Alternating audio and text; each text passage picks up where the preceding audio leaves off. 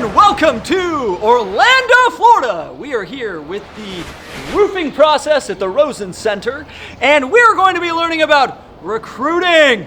How do you scale and grow your company? And now we're actually going to be with Dmitry Lipinskiy, learning from a wealth of people, a wealth of knowledge, and a wealth of vendors. It's going to be absolutely phenomenal. Come and see what we got today.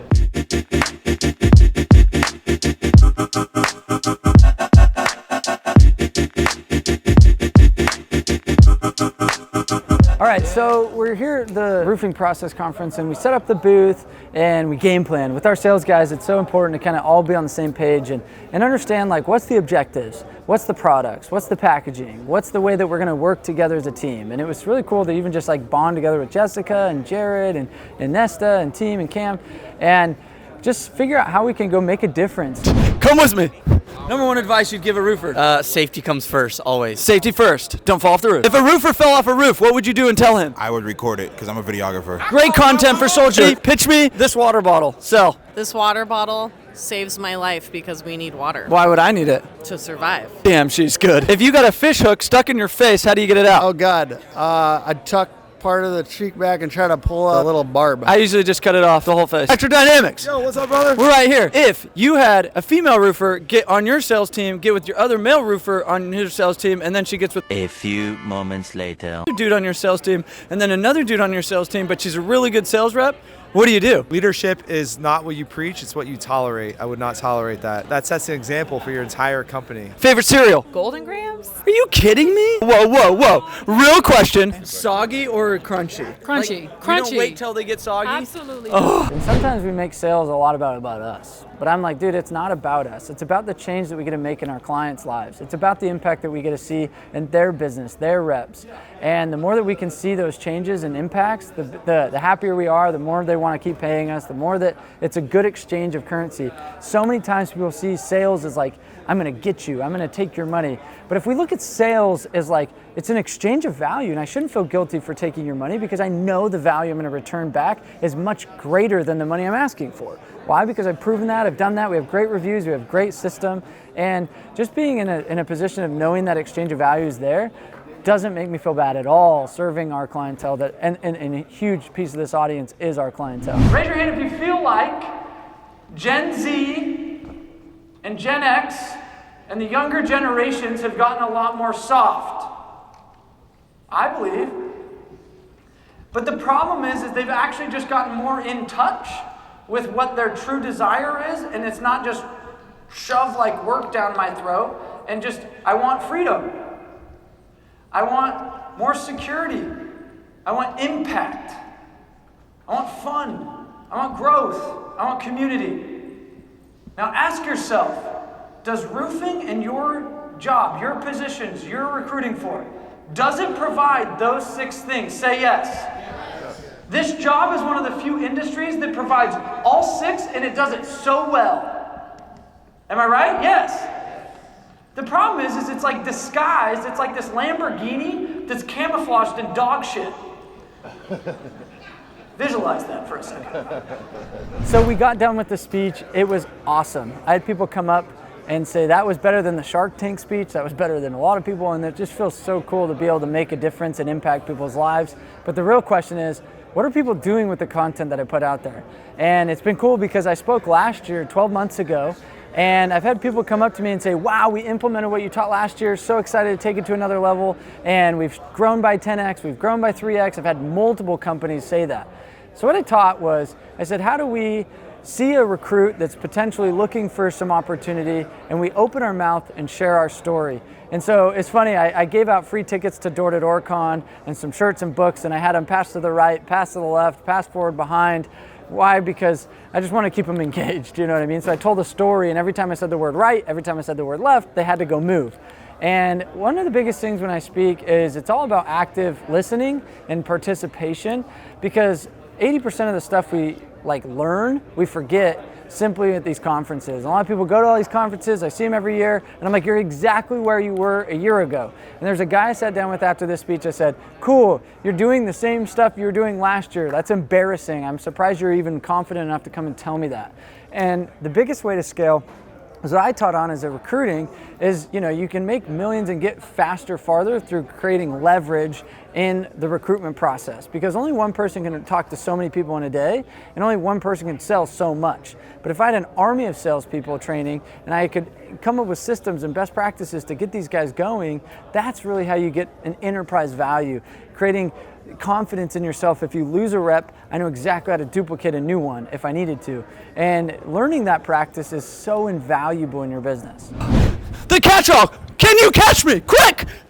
Got you, bud. He got me! If you were getting sued by somebody you hit with a razor, selling this by personal, it was on a blind corner. Yesterday I got served. Don't tell everybody this. Her fault just as much as my fault. What do you do? I'm not an attorney. I can't answer that. Your best grizzly bear impersonation. Go! Okay, real question. You've knocked a lot of doors, Ben, right? Yes, sir. If you were to pitch me this random poster you have in your hand, how would you pitch me? You always put me on the spot. Ready? Sling it. What we have here is a heavy-duty, heavy-stocked, and beautifully colored generated piece of training. I got a free one for you so you can have one at no charge. Wow. Thank you. The texture of that, too. To go and knock. Get out and knock. Let's go. All right, here we go. Riva. This is Riva, and they are badass because they do underwater scuba diving certifications. If you guys were to certify me above water, how would you do it? Well, first I'd ask what your experience level is, what your prior knowledge is, and then we base it off I've got of my there. beginner's license. Beginner's license, perfect. That's the start. That's a lot of people don't have that at this point, so we'll go from there. We're going to do an advanced level course at that point, get you the next certification, 24 hours in and out, you'll be good to go. Yes, baby! Focal adjusters. Here's a real question. Random statements, random facts. If you were to do the private adjusters, what would that look like? We don't talk about that. I've adjusted my private. So we are going to teach you a little bit more about in-home demonstrations. This is Francesca Da Silva, and she's going to explain a brilliant way that she's taught her sales reps. She's ran 30 sales reps in Florida, and she built a simple in-home selling process that is really interesting, really interactive, and she's going to explain that. So this is our roof in a bag. That's one thing I love about it is there's no guessing. Your homeowner knows what they're going to get, so does your sales rep.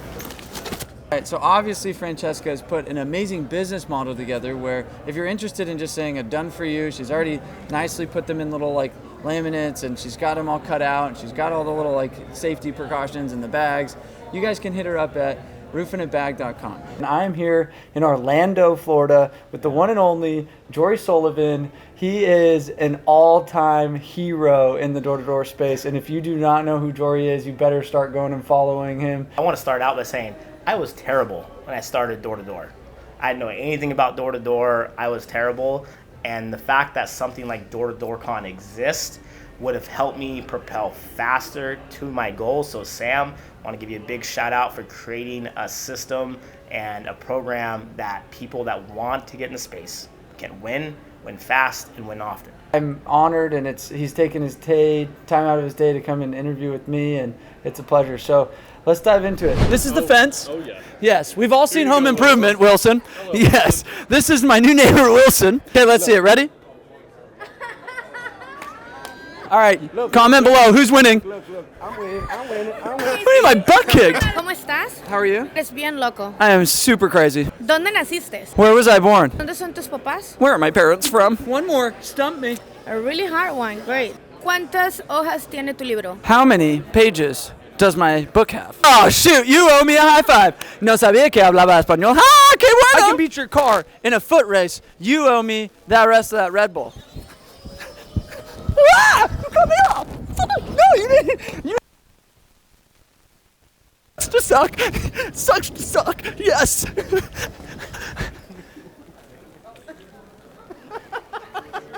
I'm not gonna race you, just so you know. That's not good. I apologize for my behavior lately. I've really gotten boring. This is Mike, and he will give you everything you want in life. Am I right, Mike? That's right.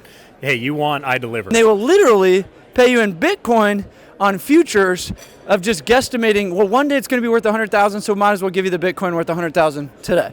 Am I right? Yeah, no, close. It's close. You got, yeah. Pretty close. Fine, I made up the Bitcoin thing, but the rest of the stuff's right. Every baby, let's go. Well, before we get started, I know we're going to jump into the Q&A. I wanted to give everybody a little bit of background on why I don't really get a lot of glory or glamour, because it's on top of the house. Nobody ever sees you, nobody ever appreciates it. And I think in some cases, they take what you do for granted because they expect it to work. Thank you very much. So good.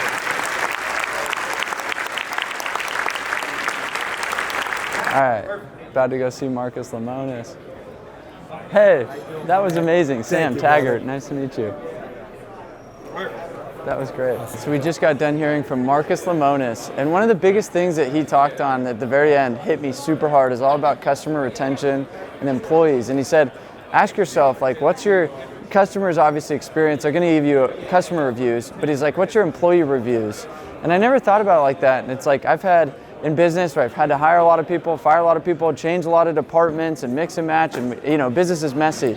And one of my clients here was like, hey, before I start to recruit, before I start to grow, I really want to make sure it's all going to go right and it's all going to be perfect. And I was like, that's the wrong thing to be saying. I was like, you're going to mess up. You're an owner. You're going to have problems. So just accept that you're going to have failures. You're going to have casualties.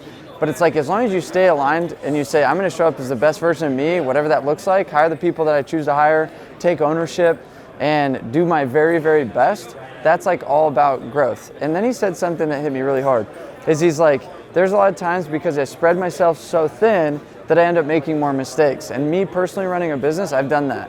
Where it's like I get so spread thin, so he's like, I have to contract, do some training, clean up, and then I can expand again. And that's entrepreneurship, and give yourself some grace. And it's fun hearing like he's human and he messes up and he's got 15,000 employees at Camping World, etc. And it's like, there's the whole expand, spread yourself too thin, contract. That stuff happens just to anybody. So give yourself some grace. All right, so we got done with this roofing process conference, and as you could tell, we had an awesome time. The speech was awesome. Marcus was so good. That's why they call him the prophet. We had some cool parties and just a great time to really connect. And sometimes it's not about like, okay, like how many can we sell? Sometimes it's about customer retention, giving into the clients that we already have, because we have tons of clients that are already here that we've disrupted their businesses over the last 2-3 years. And it's like, okay, who's our next little project? And it's about going deep with people, sometimes more than just keeping everything surface level. So it's so cool to network and be with such amazing people. Dmitry, one more time, huge thank you for taking the risk and chance and being the entrepreneur that goes and throws and puts something on like this. Hey, I hope you guys got some massive value out of these videos. We love you. Subscribe today, share this, and we love to hear your feedback in the comments.